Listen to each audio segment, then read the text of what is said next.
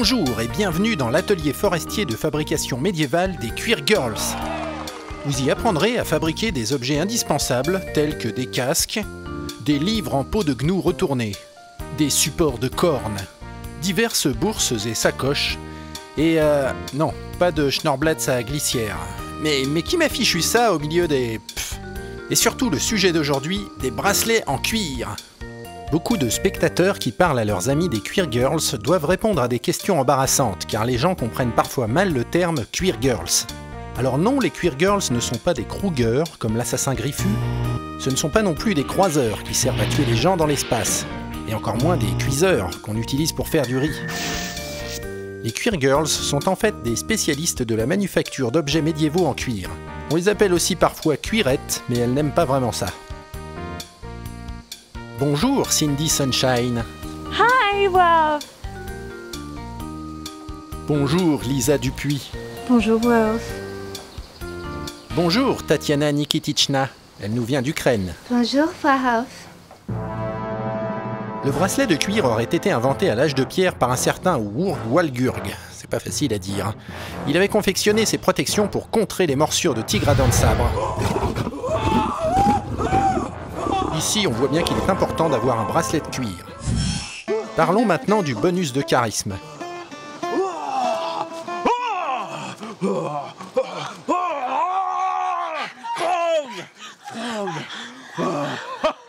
Comme vous pouvez le voir, les bracelets de cuir sont bien pratiques pour draguer les filles car ils augmentent le charisme. Parfois même, ils sont plus efficaces que les instruments de musique.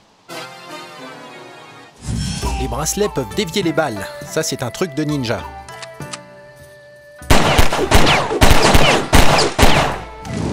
Et puis il y a ceux qui ne le savent pas, ou qui n'ont pas de bracelet dans leurs uniformes. En général, ce ne sont pas les plus malins. Après, il y a ceux qui tournent le dos à l'ennemi, mais il vaut mieux ne pas en parler. Viva la révolution!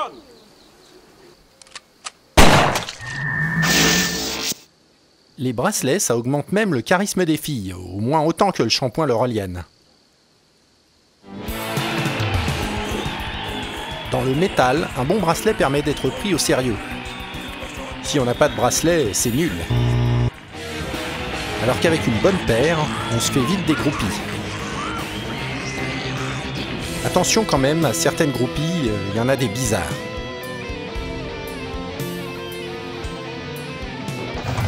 Le cuir, c'est d'abord la chasse. Et contrairement aux idées reçues, les filles adorent ça. Un pour tous et tous. Bon, faut pas non plus que ça devienne n'importe quoi. Car avant toute chose, il vous faut du cuir. Ça paraît bête, mais sans cuir, pas de bracelet. Vous devez donc chasser un animal à poil. C'est l'animal qui est à poil, pas la chasseuse évidemment. La chasseuse doit porter une tenue adaptée à la vie en forêt.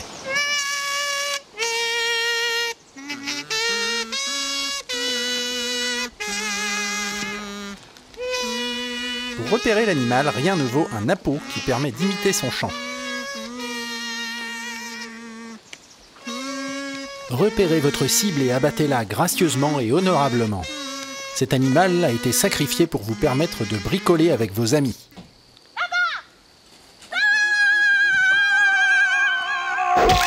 Non, la hache, c'est pas super gracieux en fait. Le ninja, lui, chasse à la sarbacane. C'est plus précis, plus classe et plus respectueux du gibier. D'ailleurs, voici un message de notre sponsor, les équipements Ninja Hunter. Avec Ninja Hunter, vous tuez sans douleur. Les sarbacanes Ninja Hunter sont approuvés par le MEHA, l'association de chasse éthique des Mogwai. Soignez les Mogwai pour que le MEHA ne coule pas. Ouh là là.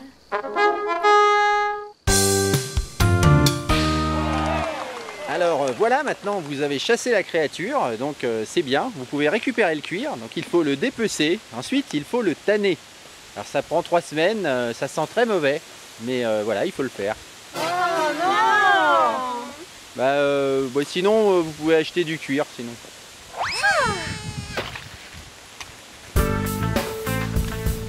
La marchande de cuir propose souvent des prix attractifs, ce qui provoque invariablement des émeutes chez les acheteuses. Essayez celui-là.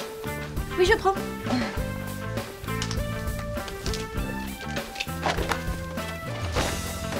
Vous avez vu un peu la qualité de ce cuir? Il est très beau. Vous êtes du genre à faire des bracelets? Oh. Celui-là. Oui, on le prend. Je le fais venir directement. Ah, oui, carrément. Regardez. Celui-là, des couleurs. Ça va bien avec l'autre là, j'ai peur que Ouais, non, tout à fait. Veillez à prendre quelques lacets de cuir, ça sert toujours. Et n'oubliez pas de payer la marchande, car la marchande aime les bourses. Pour réaliser des bracelets, donc, il vous faut du cuir, mais également des outils. Du grand classique, déjà vu dans les épisodes précédents, le cutter et les ciseaux, les emporte-pièces à frapper, accompagnés du maillet, et les rivets, et aussi le mètre. Non, Tatiana, c'est pas un yo-yo. Ça sert à mesurer. Bon, c'est déjà mieux. Tout d'abord, prenez les mesures de la personne qui devra porter les bracelets. Vous utiliserez ces mesures pour préparer un patron à l'aide d'un morceau de carton ou d'une feuille de papier. Servez-vous des ciseaux ou du cutter pour le découper. Enfin bon, faut faire attention quand même. Non, le couteau de chasse ne sert à rien dans cette rubrique. Après l'avoir testé sur votre bras, reproduisez la forme du patron sur le morceau de cuir qui servira à faire les bracelets. Il faut découper le cuir avec précaution.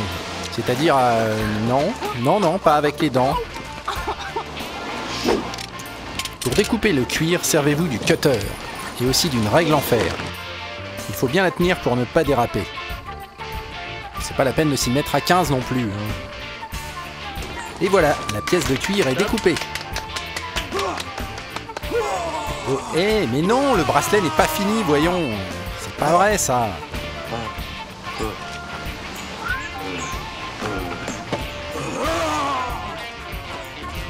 Avant de reprendre, faisons une petite pause. Ça tombe bien, il y a du soleil. Il faut bien prendre garde à votre peau si vous travaillez au soleil. Le Soleil est une étoile naine jaune qui se compose de 74% d'hydrogène, de 24% d'hélium et d'une fraction d'éléments plus lourds. Le Soleil est de type spectral G2V. Son spectre renferme des bandes de métaux ionisés et neutres ainsi que de faibles bandes d'hydrogène. Et tout ça finit par causer des dommages à votre peau. Les Aztèques l'appelaient Huitzilopochtli. C'était aussi le dieu de la guerre et le maître du monde. Et les Aztèques étaient sans doute très bons au Scrabble. Sinon, un soleil est une figure de gymnastique effectuée à la barre fixe. Soleil est également le titre du 10e album studio de la chanteuse Françoise Hardy. Je ne sais pas si quelqu'un l'a déjà écouté, cet album. Ça vous ennuie d'écouter ce que je raconte ? Bon, vous avez maintenant une pièce de cuir au bon format. Il vous reste à y apporter un système d'attache. En général, on utilise les lacets de cuir achetés chez la marchande. Ou bien, si vous êtes plus riche, des boucles en métal. Nous, on va faire des trous pour passer un lacet. Truc et astuce. Faire les trous avec l'emporte-pièce, c'est long. À la place, on peut utiliser la trouilloteuse. C'est Tatiana qui nous montre.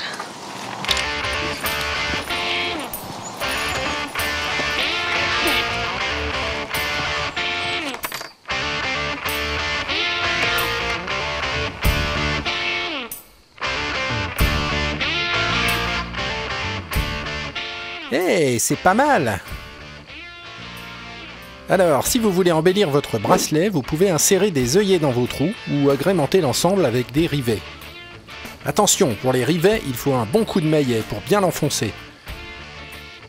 De préférence, utilisez une planche de bon bois, déjà vue dans un épisode précédent.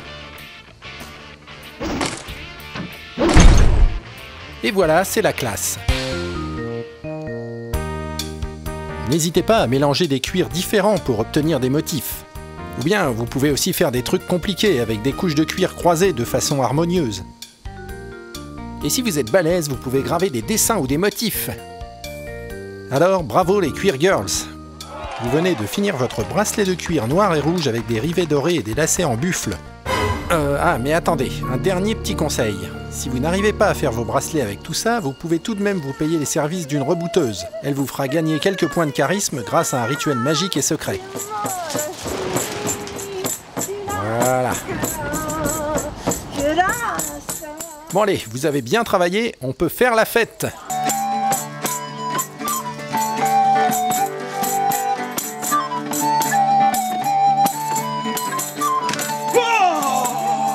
Oh non, pas lui, merde. Ah, putain de barbare à la con, on peut jamais travailler.